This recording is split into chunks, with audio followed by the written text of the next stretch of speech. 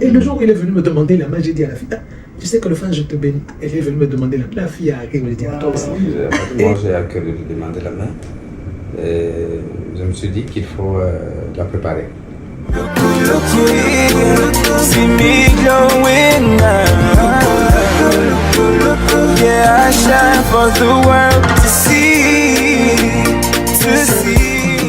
Hello everybody, bonjour à tous, j'espère que vous allez bien partout où vous nous suivez, partout où vous me suivez.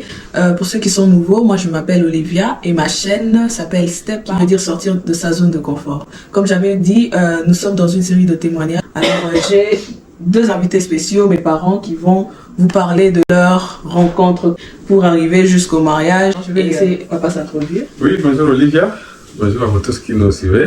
Je m'appelle Ephraim Matabaro, je suis le père d'Olivia.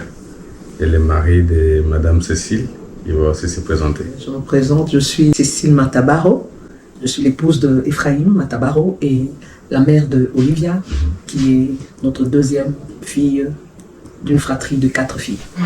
Donc sans plus tarder, n'oubliez pas de vous abonner, d'activer la cloche de notification pour les prochaines vidéos.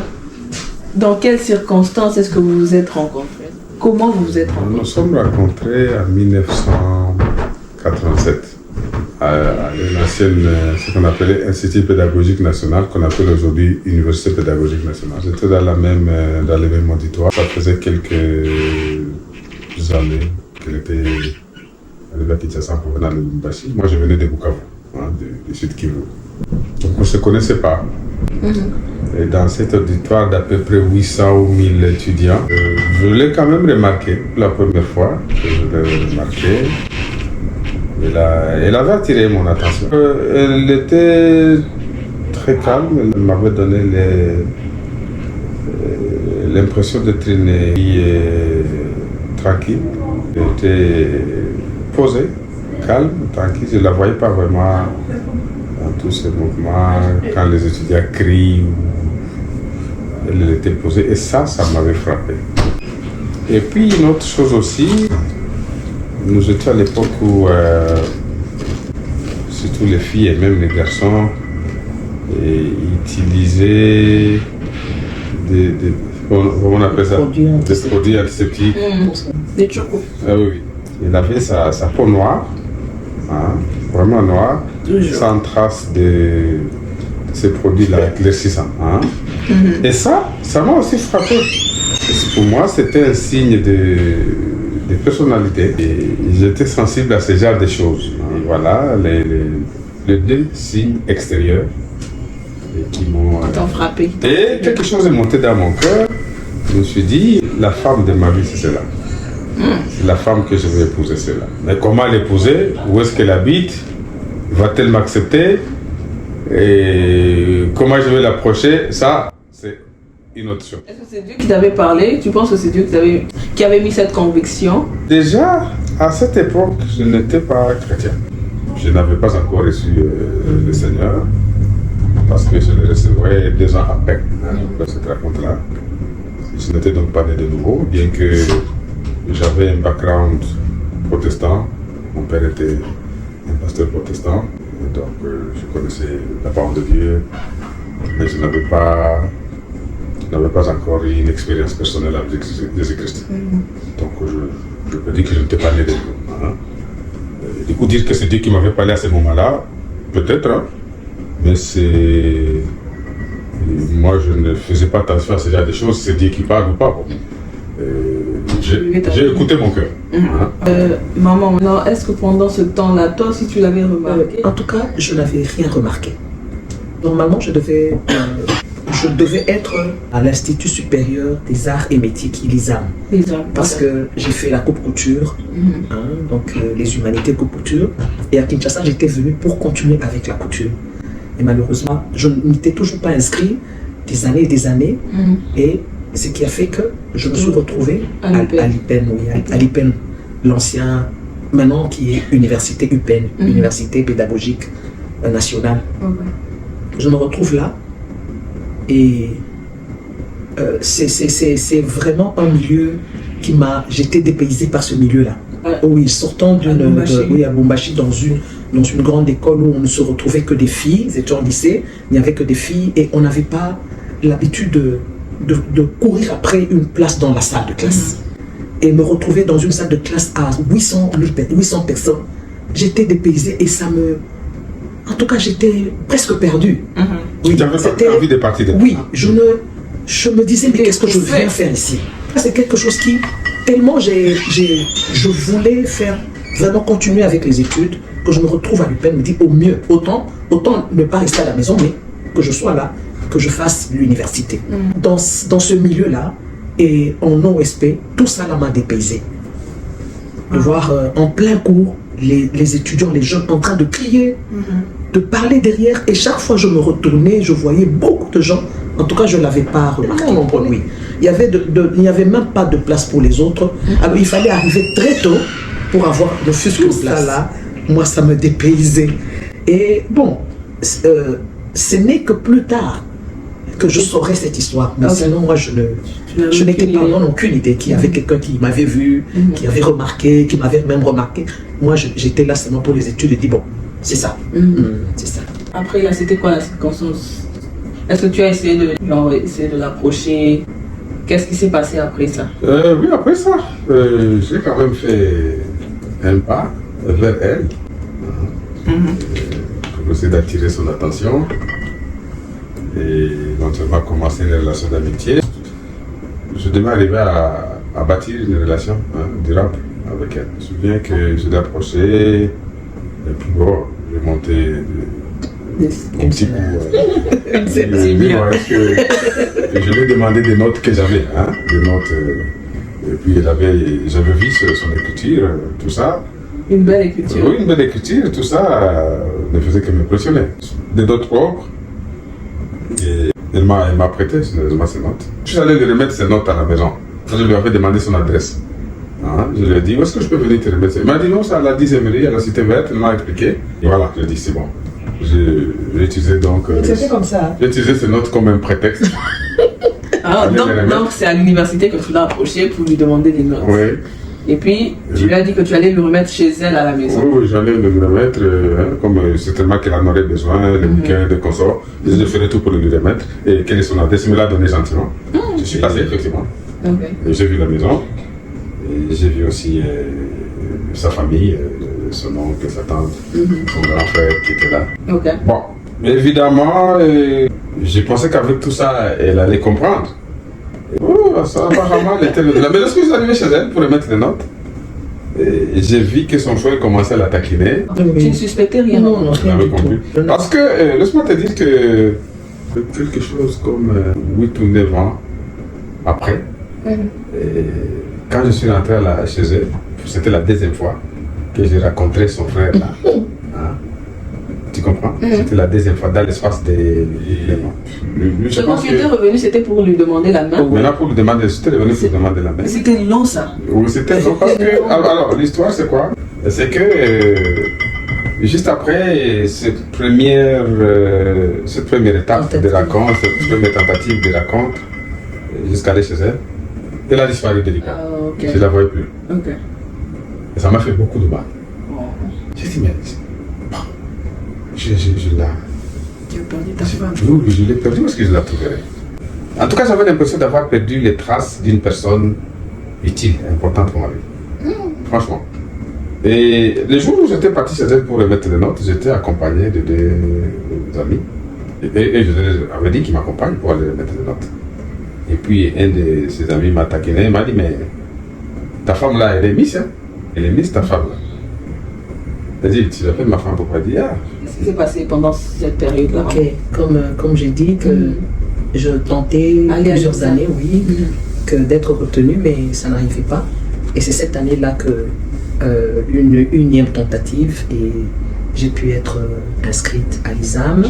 Comme c'était un souhait de tous les temps, vraiment, je n'ai pas traîné finalement, Et c'était déjà, l'année académique avait déjà commencé et je devais. En tout cas, comme j'ai été acceptée, il fallait vite aller commencer. C'était au mois de, je me rappelle bien, au mois de décembre que j'avais commencé à l'ISAM, alors que les cours là commencent au mois d'octobre, septembre même. Et je suis allée, c'est comme ça que je suis allée. Donc, C'est comme ça même qu'on se séparait. C'est comme si quand tu étais venu à la maison pour me demander les notes et que tu m'as remis à l'école. Je me rappelle bien. Parce que quand il est venu me demander les notes et que mon frère là qui commençait à se moquer de moi, j'ai dit bon, il est venu pour me demander, je voulais vite donner les notes pour qu'il parte. Hein. Donc, comme il me dérangeait, mon frère qui me dérangeait, dit alors je n'ai pas hésité, je suis entré, j'ai vite donné les notes pour qu'il parte. Je les ai vus, ils étaient au nombre de 3, comme il a dit, avec ses 2 amis, et ils sont partis. Je me rappelle, c'est sûrement au cours qu'il m'a remis les notes, oui. Et cette occasion de partir à l'ISAM, ça réjouit mon cœur, et je me dis, waouh. Donc, l'occasion est arrivée que, enfin, je suis maintenant là où je voulais depuis tout ce temps. J'aimerais dire que des fois, quand une chose est pour toi, genre quand une chose t'appartient, à la fin, elle t'appartiendra. Parce qu'ils se sont séparés pendant 9 ans, genre ils se sont perdus de vue. Mais aujourd'hui, ils se retrouvent ensemble mariés avec des enfants. Donc après ça, après les 9 ans que se soient passés, comment était ta relation avec Dieu? Est-ce que tu as connu le Seigneur? Et maman aussi, de ton côté, c'était comment? J'ai fréquenté de temps en temps l'église de la Borne, mais j'ai trouvé ennuyant. Je sortais, je n'attendais même pas qu'il se termine. Et j'y allais comme un protestant parce qu'on m'avait dit que c'est l'église protestante la plus proche, quoi, en 89. Donc, 2 ans après cette rencontre, j'ai reçu le Seigneur. Lors de la prédication du pasteur André Jacques Vraiment. Et quand on a lancé l'appel pour accepter le Seigneur, j'ai reçu Jésus-Christ. Et à la fin, on a dit tout ce que le Seigneur Jésus-Christ peut me raconter, les conseiller. Il m'a encore expliqué l'évangile très brièvement. En sortant de là-bas, j'ai été envahi par une grande joie. Très grande joie. Et subitement, j'ai compris que Jésus-Christ est le sauveur du monde. Et qu'il n'a de salut à aucun autre. C'est ça ce qui me revenait. C'est ça ce qui revenait tout le temps. Que c'est lui le sauveur.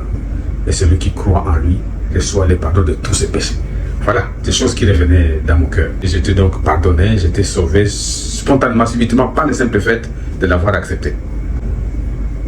Je suis arrivé à la fin des mêmes jours et je commençais à prêcher aux gens qui devaient croire en Jésus-Christ. Et je me souviens, des gens ont dit, mais tu es devenu pasteur ou quoi? Qu'est-ce qui se passe? On ne te connaît pas comme pasteur? J'ai dit non, et j'étais très sérieux.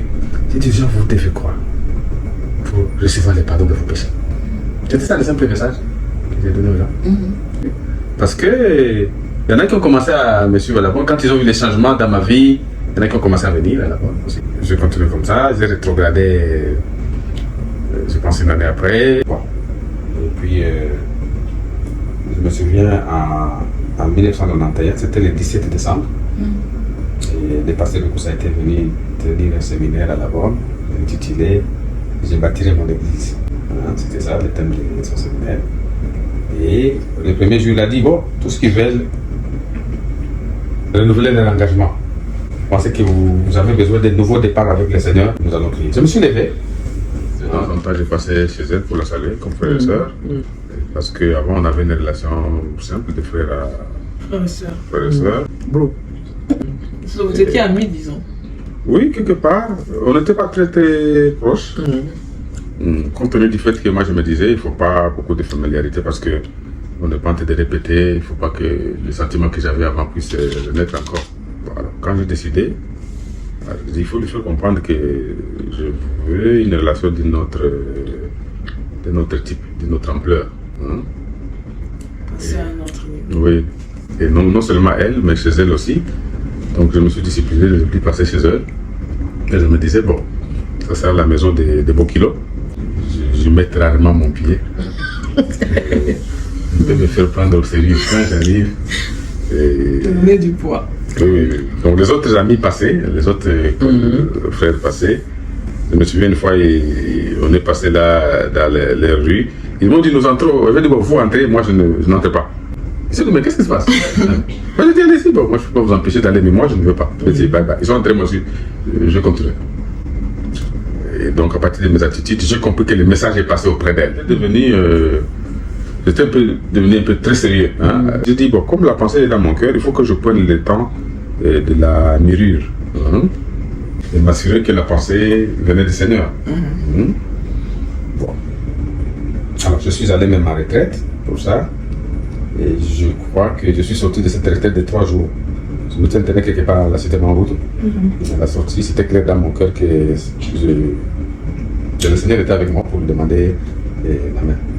Bon, alors, à l'époque, il faut dire quand même que j'étais engagé. Hein? J'étais engagé avec une autre sœur avant. Mais au fur et à mesure qu'on avançait, ce n'était pas ma bénédiction, que ce n'était pas elle.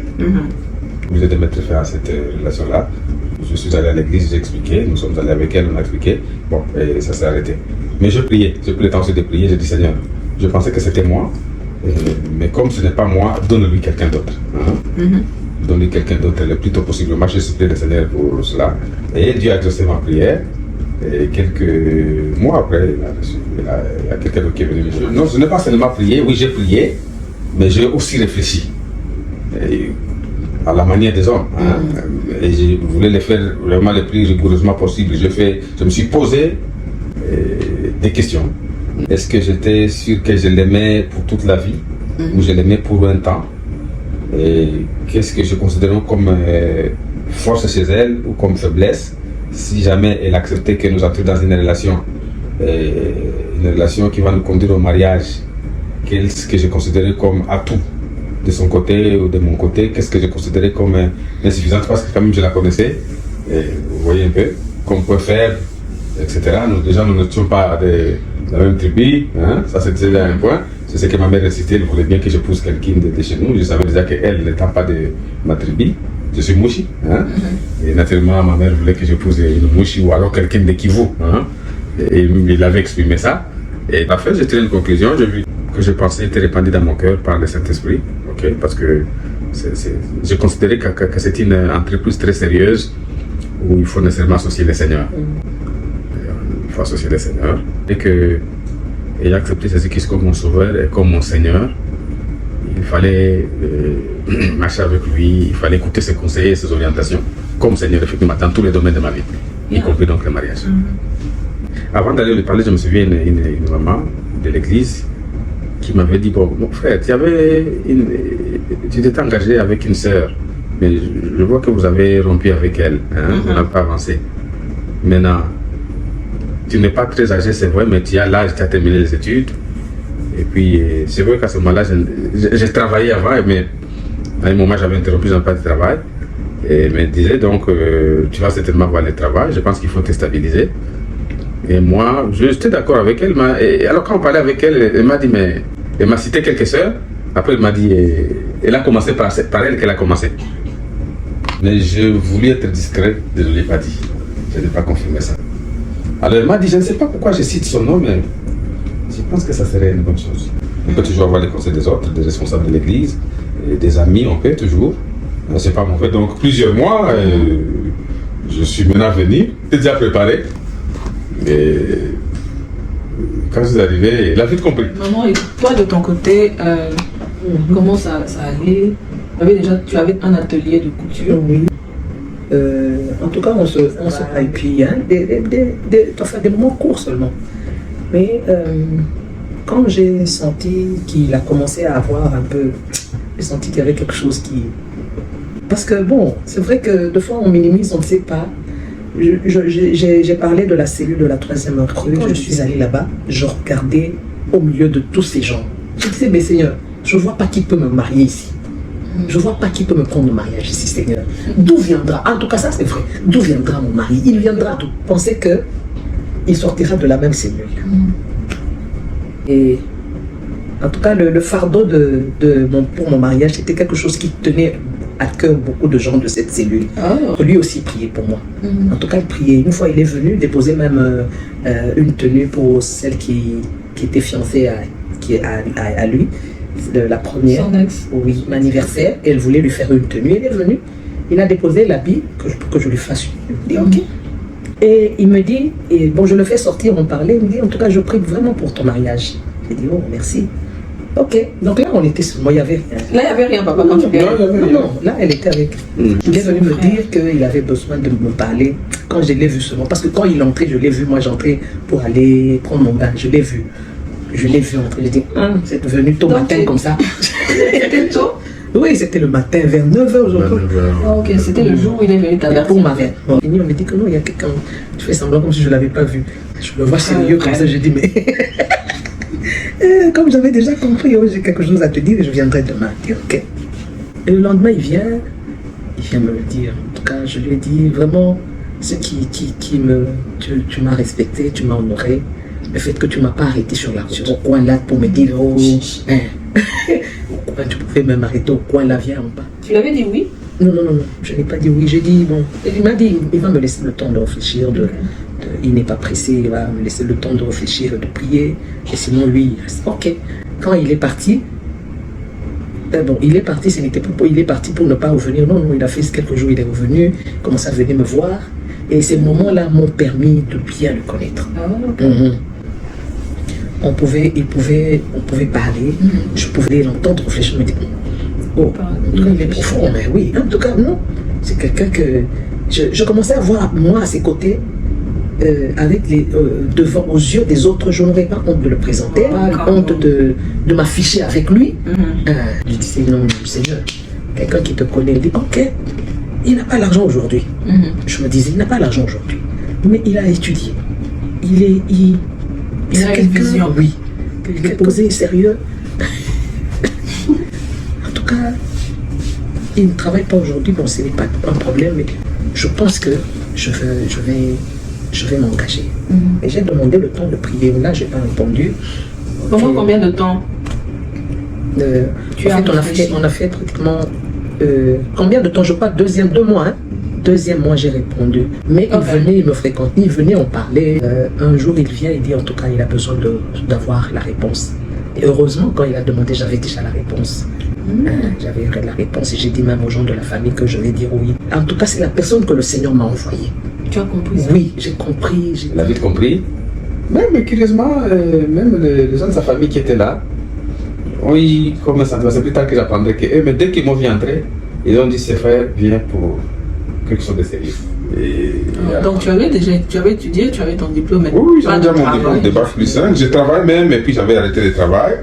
Et puis j'ai considéré que ce temps-là, je devais en profiter pour réfléchir, prier. Un temps d'inactivité en termes de travail, le matin voir le travail. Mais il y avait un autre travail que je faisais, un travail personnel, de réflexion, un travail spirituel, et qui était autant important que tout autre travail qu'on peut faire. Donc les gens étaient... Oui, les gens ne voulaient pas, comme ils ne travaillaient pas, ils n'ont pas l'argent.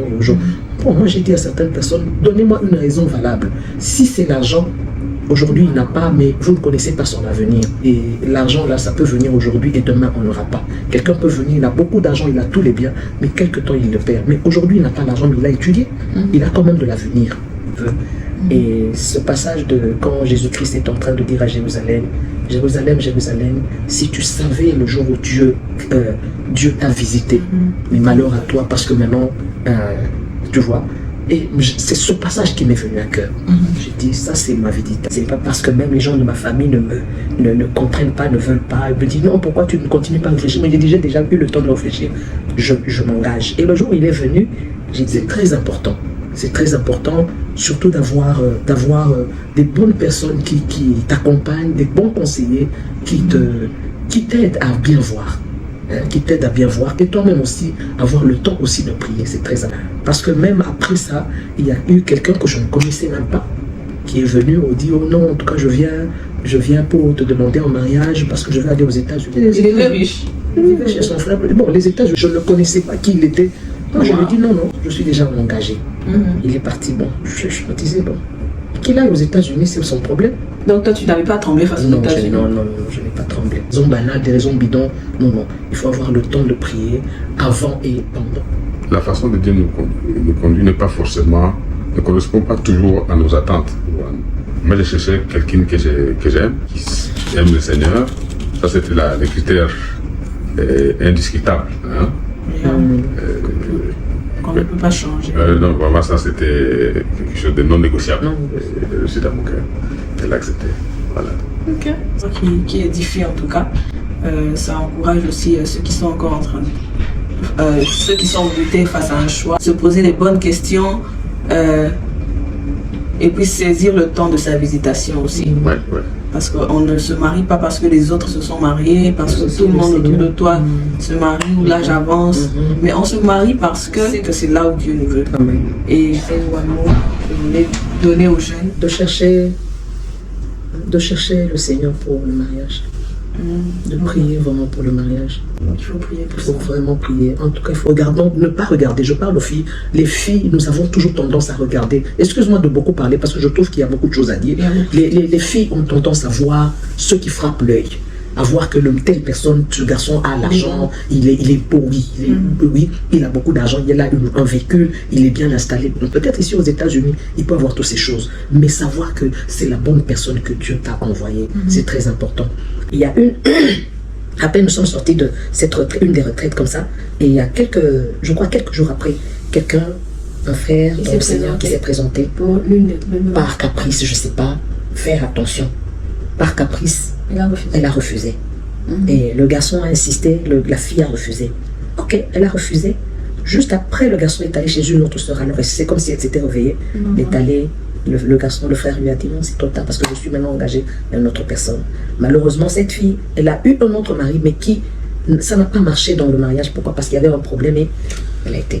Et une autre, dans un autre groupe, toujours.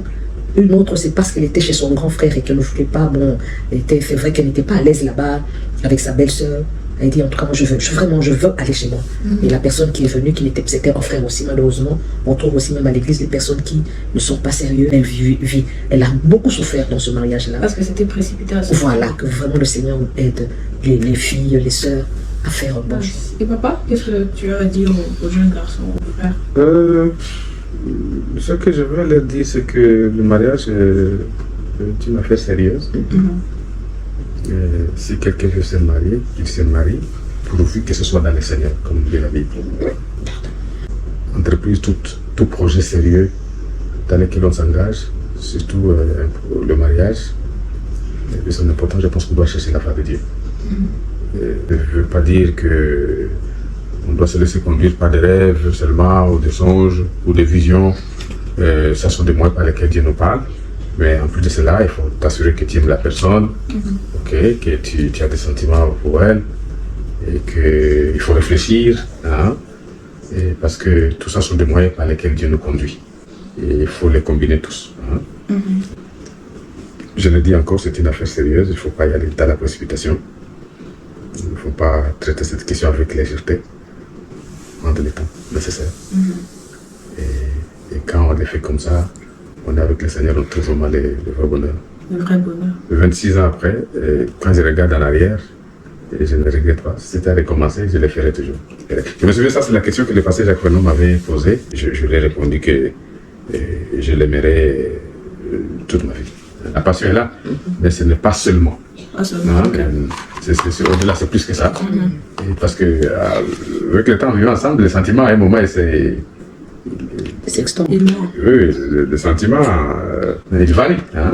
C'est vrai que c'est une version, ce sentiment-là, c'est cette passion-là. Il y a plus que ça. Il faut avoir des principes clairs, il faut y réfléchir et s'assurer qu'on est avec le Seigneur. Voilà. J'espère que chacun de nous va prendre un exemple sur ce témoignage. Merci d'être venu, merci d'avoir partagé. Merci de nous avoir donné l'occasion de nous exprimer. Alors, restez connectés et à bientôt. Merci. Bye. Every trial you brought me through, thank you for saving me. Now I can't shout glory.